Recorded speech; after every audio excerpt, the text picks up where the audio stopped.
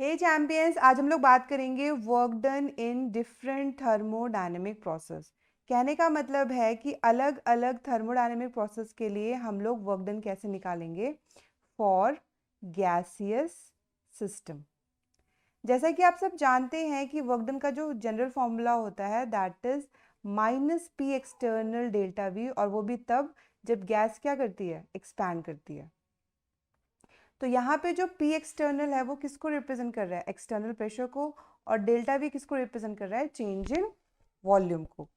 एक चीज़ का ध्यान रखना कि जब गैस एक्सपैंड करती है या जब एक्सपेंशन होता है तो जो आपका चेंज इन वॉल्यूम होता है वो क्या होता है, पॉजिटिव। तो वर्क डन कैसा हो जाएगा, नेगेटिव। तो मैं क्या कह सकती हूँ, work done by the gas. तब हम ये स्टेटमेंट देंगे, ठीक है। उसी तरीके से अगर गैस कंप्रेस कर रही है, मतलब अगर कंप्रेशन हो रहा है, तो जो आपका चेंज इन वॉल्यूम है वो नेगेटिव होगा क्योंकि वॉल्यूम डिक्रीज करेगा। तो वर्क डन कैसा हो जाएगा, पॉजिटिव। और हम क्या कहेंगे, work done on the gas. Clear है। तो ये जनरल चीज़ें थी जो मैंने रिपीट कर दी है। तो आइए देखते हैं कि डिफरेंट डिफरेंट प्रोसेस के लिए हम वर्क डन कैसे फाइंड आउट करते हैं। और इसमें सबसे पहला आपका आता है आइसोकोरिक प्रोसेस। आइसो का मतलब होता है सेम, और कोरिक जो वर्ड है वो कहीं ना कहीं वॉल्यूम से रिलेटेड है। तो ऐसा प्रोसेस जो कांस्टेंट वॉल्यूम पर हो रहा हो उसको हम लोग कहते हैं आइसोकोरिक प्रोसेस। तो जो वर्क डन होता है उसका फॉर्मूला क्या है, minus P external delta we. तो यहाँ पे जो चेंज इन वॉल्यूम है वो क्या आ रहा है, जीरो। तो वर्क डन फॉर आइसोकोरिक भी क्या हो जाएगा, जीरो। नेक्स्ट आपका आता है आइसोबारिक प्रोसेस। आइसो का मतलब होता है सेम, और बार आपका क्या है, it is a unit of pressure. मतलब ऐसा प्रोसेस जो कांस्टेंट प्रेशर पर हो रहा हो तो उसको हम लोग क्या बोलेंगे, आइसोबारिक प्रोसेस। अब वर्क डन का जो फॉर्मूला होता है that is minus P external delta we. ये वहीं पर एप्लीकेबल है जहां पे प्रेशर क्या होता है, कांस्टेंट होता है। क्लियर है। एक्चुअल में जो ओरिजिनल फॉर्मूला होता है वर्क डन का that is minus integration of P external d V from V1 to V2। ये आपका ओरिजिनल फॉर्मूला है वर्क डन निकालने का, और ये किसी भी प्रोसेस के ऊपर अप्लाई कर सकते हो। लेकिन ये वाला जो फॉर्मूला है ये सिर्फ और सिर्फ तभी अप्लाई होगा जब प्रेशर क्या हो, कांस्टेंट। लेकिन जब प्रेशर कांस्टेंट नहीं है या जब प्रेशर वेरिएबल है तो आप ये वाला फॉर्मूला अप्लाई करोगे।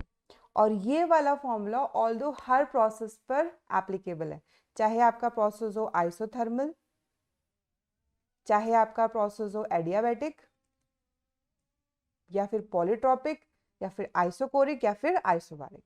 क्लियर है। नेक्स्ट हम लोग बात करते हैं आइसोथर्मल एक्सपेंशन की।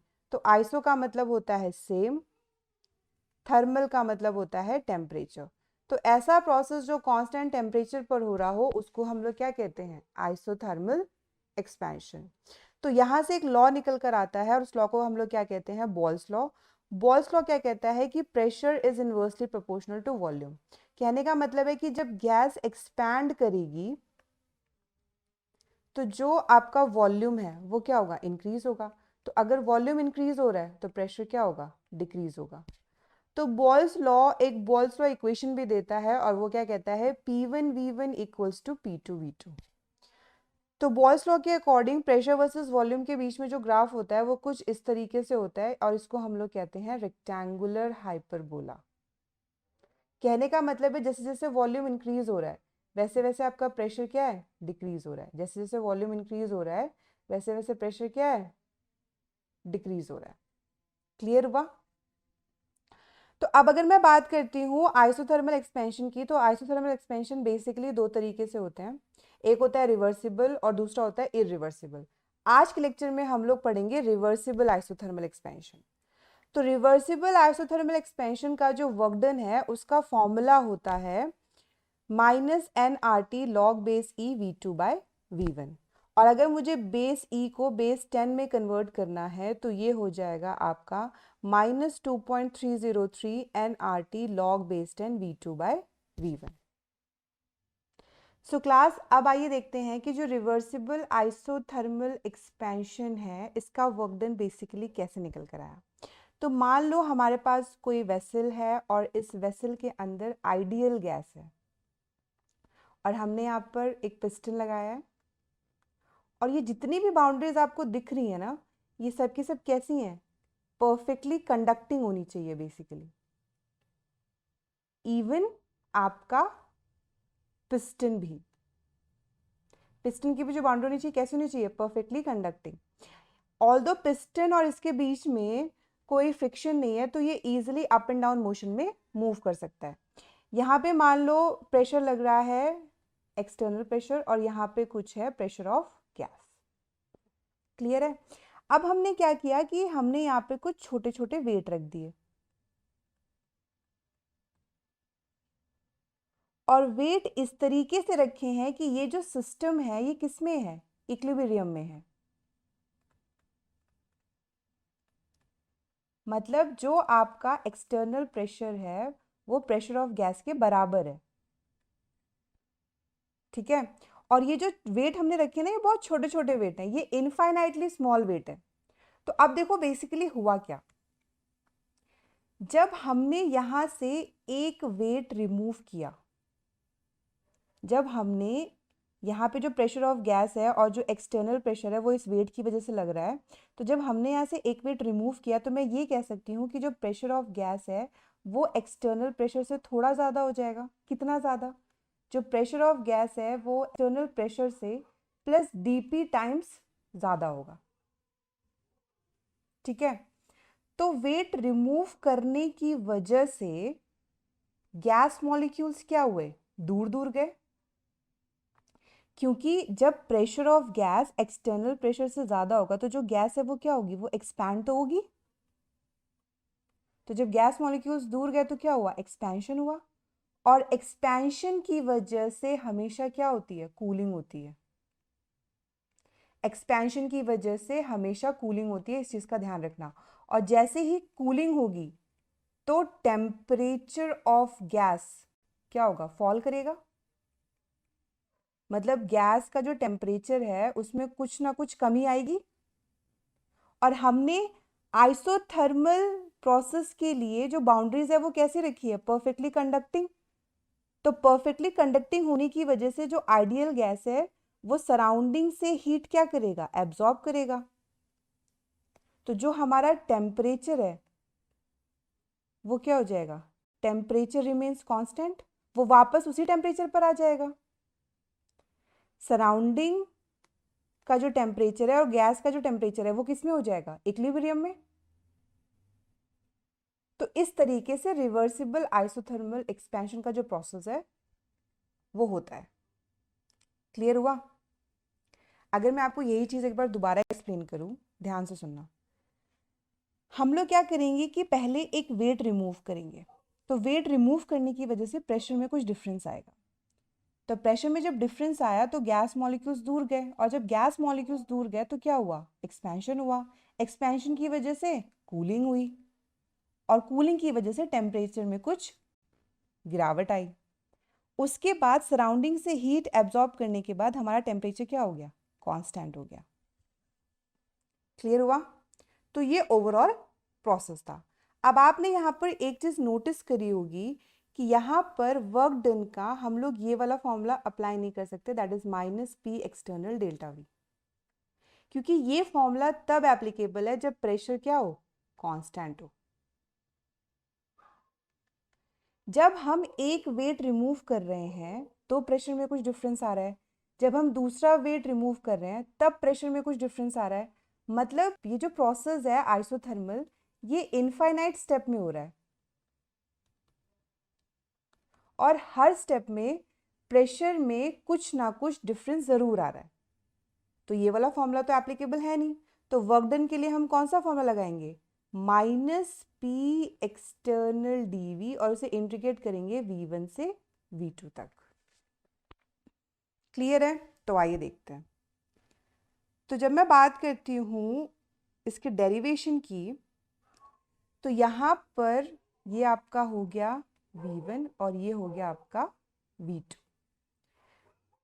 तो फॉर्मूला लगेगा minus P external DV V1 से V2।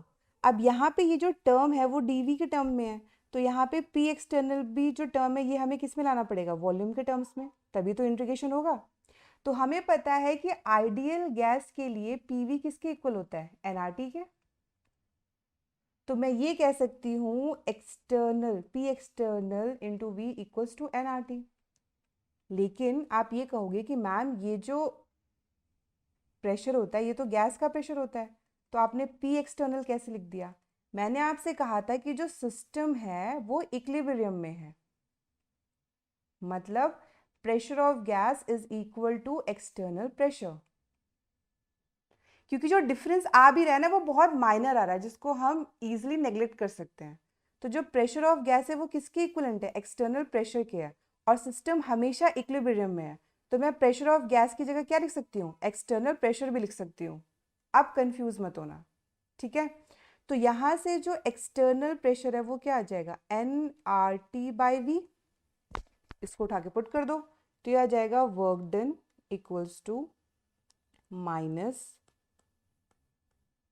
N R T by V d V. यहाँ पे n जो है आपका वो नंबर ऑफ मोल्स है, किसका, गैस का, जो एक कांस्टेंट है जो कभी चेंज नहीं होगा। r क्या है आपका, गैस कांस्टेंट, ये भी चेंज नहीं होगा। t क्या है, टेम्परेचर इन केल्विन, जो कांस्टेंट है आइसोथर्मल की वजह से। तो जितनी भी कांस्टेंट वैल्यू सबको बाहर निकाल लो, तो ये आ जाएगा minus N R T V1 से V2, और ये हो जाएगा dV बाई वी। तो जो dV बाई वी है वो क्या निकल कर आएगा, जो dV बाई वी है वो क्या निकल कर आएगा, लॉग बेस EV और V1 से V2।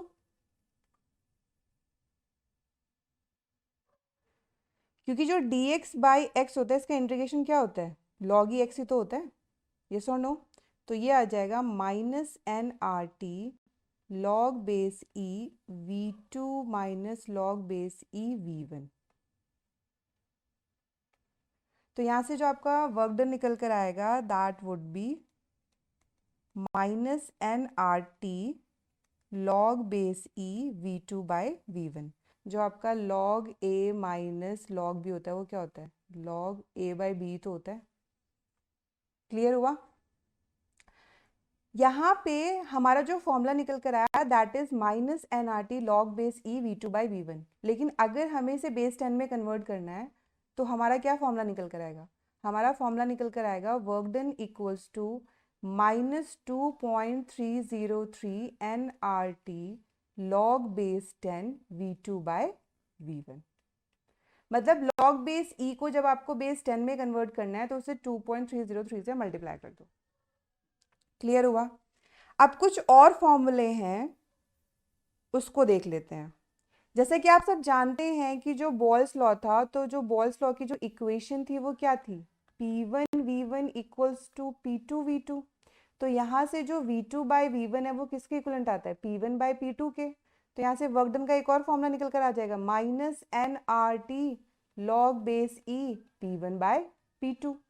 और अगर आप इसे बेस 10 में कन्वर्ट करना चाहो तो minus 2.303 N R T log base 10 P1 by P2।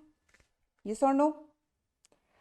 कई बार क्वेश्चन में क्या होता है कि एन आर टी आपको नहीं गिवन है, ना आपको नंबर ऑफ मोल्स गिवन है, ना आपको टेम्परेचर गिवन है। तब क्या करोगे, हमें पता है कि पीवी किसके इक्वल होता है, एनआरटी के। तो एनआरटी की जगह चाहे तो आप P1 V1 लिख लो, चाहे P2 V2 लिख लो। तो एक और फॉर्मूला निकल कर आता है work done for reversible isothermal expansion equals to minus P1 V1 log base e V2 by V1, या minus P2 V2 log base e V2 by V1। और बेस 10 में कन्वर्ट करने के लिए क्या करना पड़ेगा, 2.303 से मल्टीप्लाई करना पड़ेगा। क्लियर है? So class this is all about reversible isothermal expansion. अगर आपको इस लेक्चर से रिलेटेड कोई भी डाउट होता है तो आप कमेंट कर सकते हैं। Till then keep smiling, keep shining and good bye.